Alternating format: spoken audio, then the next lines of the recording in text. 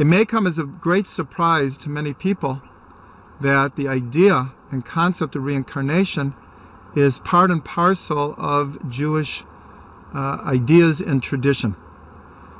And the reason that this may come as a surprise is that if one looks in the Torah, the prophets and the writings, and even in the Mishnah and the Talmud, there is no mention of reincarnation.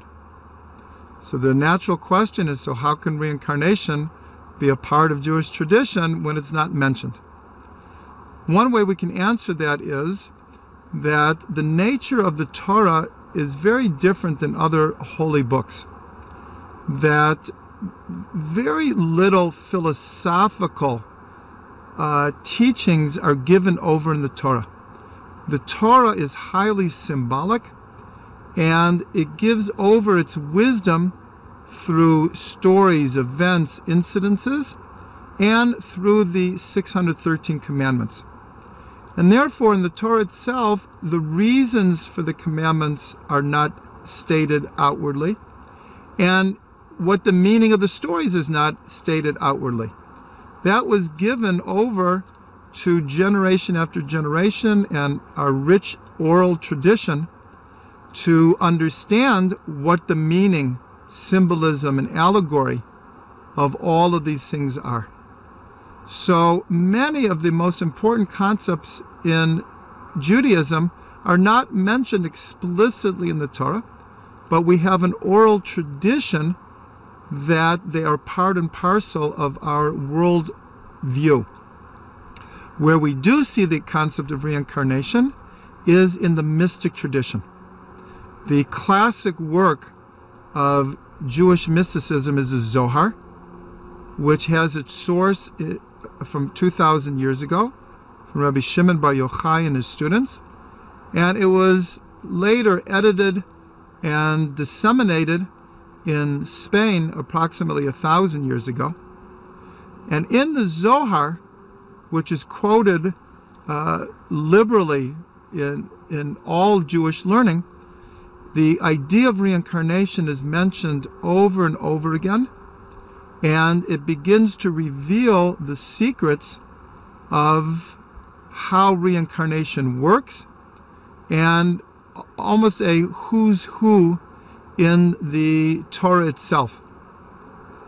But the Zohar is a very cryptic, symbolic work, and it wasn't until the Arizal, Rabbi Yitzhak Luria, the great Kabbalist of the 1500s in the city of Tzfat, who revealed in the most open way the secrets of reincarnation, where the sources in the Torah, the prophets, and the writings are.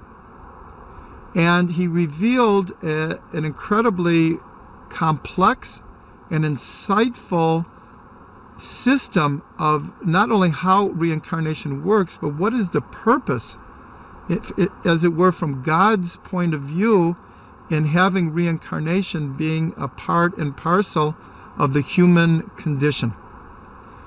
And so therefore, for the last 500 years, the concept of reincarnation, which until then had been a very hidden tradition within Judaism, was given open exposure.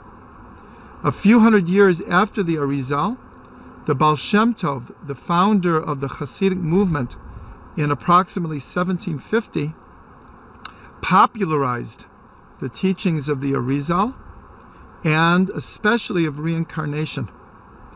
And there are so many stories of the Baal Shem Tov revealing to people who they were in previous lifetimes and the reason that things are happening to them. In the modern era, virtually all of the rabbis now accept reincarnation as not just a part and parcel of Judaism, but actually a foundational teaching that gives us insight to so much of what we go through and history, why history unfolds the way it does, because not only individuals but whole generations, according to Jewish teachings, reincarnate.